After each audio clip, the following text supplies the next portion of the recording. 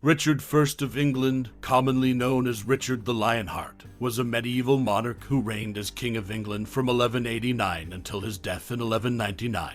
He was born on September 8, 1157, in Oxford, England, and was the third legitimate son of King Henry II and Queen Eleanor of Aquitaine. Richard's early life and succession to the throne, his role in the Third Crusade, his domestic policies, his campaigns in France, and his enduring legacy are all significant aspects of his reign.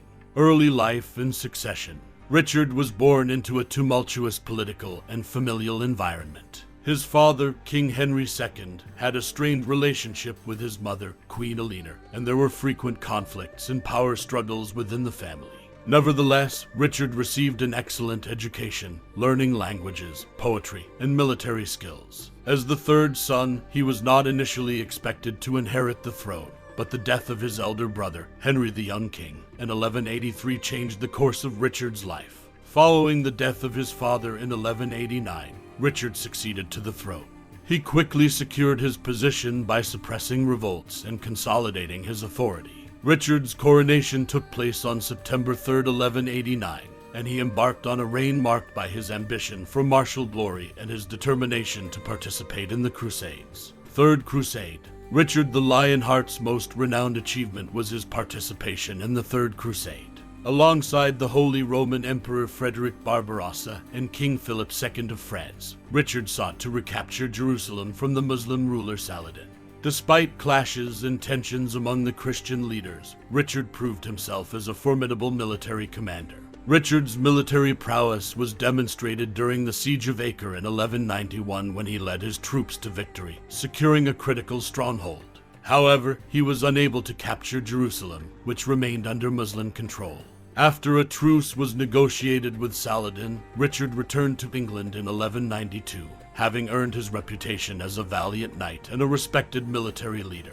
Domestic policies. While Richard's reign was marked by his absence due to the Third Crusade, he did enact certain domestic policies that left a lasting impact. He aimed to finance his military expeditions and maintain control over his kingdom through the imposition of heavy taxation.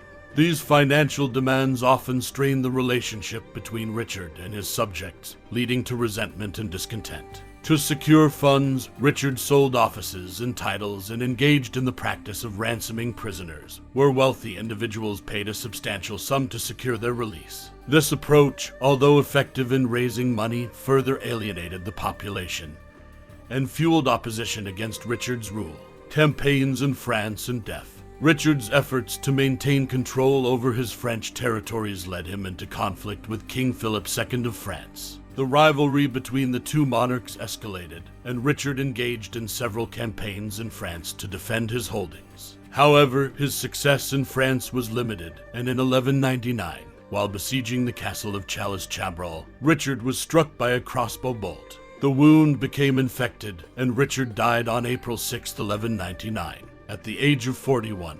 Legacy. Richard the Lionheart's legacy is primarily associated with his military prowess and his involvement in the Crusades. He was hailed as a courageous and chivalrous knight, embodying the ideals of medieval chivalry. His reputation as a warrior king and his exploits in battle were celebrated in literature and songs. Despite his short reign and limited accomplishments within England itself, Richard's legacy endured through his romanticized portrayal in tales of chivalry, such as in the legend of Robin Hood. He left a lasting impact on the cultural imagination and is remembered as a legendary figure of the Middle Ages. Additionally, Richard's death marked a turning point in the succession of English kings. He was succeeded by his brother John, whose reign was marked by further conflict and tension, ultimately leading to the signing of the Magna Carta in 1215. Richard's reign, although eventful and marked by military endeavors, contributed to the larger narrative of political and constitutional developments in medieval England.